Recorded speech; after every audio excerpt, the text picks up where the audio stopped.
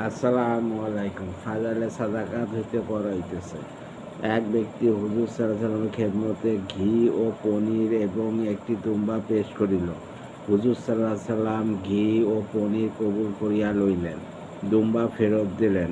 আর হুজুর সাল্লাল্লাহু আলাইহি ওয়াসাল্লামের এই অভ্যাস ছিল যে কারোর হাদিয়া কবুল করিতেন এবং কারোর ফেরত দিয়া দিতেন।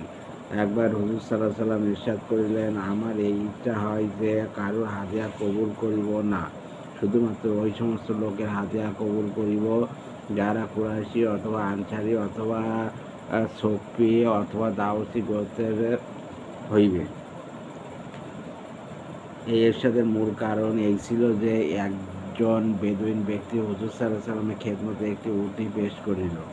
হুজুর সাল্লাল্লাহু আলাইহি ওয়াসাল্লামের যেহেতু হাদিয়ার বিনিময়ে দান করার অভ্যাস ছিল, এই জন্য উহার বিনিময়ে হুজুর সাল্লাল্লাহু আলাইহি ওয়াসাল্লাম ৬টি উট তাহাকে দিলেন। কিন্তু সে উহাকে কম মনে করিল, কেননা সে উহা হইতে বেশির আশা করিয়াছিল। অতএব সে এই ব্যাপারে অসন্তুষ্টি প্রকাশ করিল। যখন হুজুর সাল্লাল্লাহু আলাইহি ওয়াসাল্লাম উহা জানিতে পারিলেন, তখন হুজুর সাল্লাল্লাহু আলাইহি ওয়াসাল্লাম ওয়াজের মধ্যে এই ঘটনা উল্লেখ করিয়া উক্ত ইচ্ছা প্রকাশ করিলেন। আর যাহাদের কথা পৃথকভাবে উল্লেখ করিলেন, তাহাদের ইখলাসের উপর হুজুর সাল্লাল্লাহু আলাইহি ওয়াসাল্লামের আস্থা ছিল। বল।